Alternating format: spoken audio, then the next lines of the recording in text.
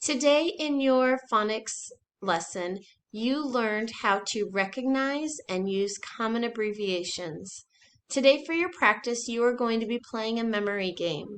You are going to be uncovering cards to find the matches, the abbreviation matches, and then typing them into the appropriate box. So for example, when I move this card, I have minute right there. And if I uncover this card, it's ST period, which is not the abbreviation for minute. So I'm going to recover that up. And then I'm going to go here and I see, oh, MIN period. That's a match. I'm going to go into this box and I'm going to type the word minute. And then in this box, I will type the abbreviation for minute. When I'm done, I will cover them back up and look for my next pair.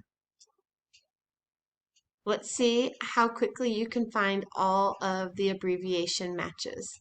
Have fun playing.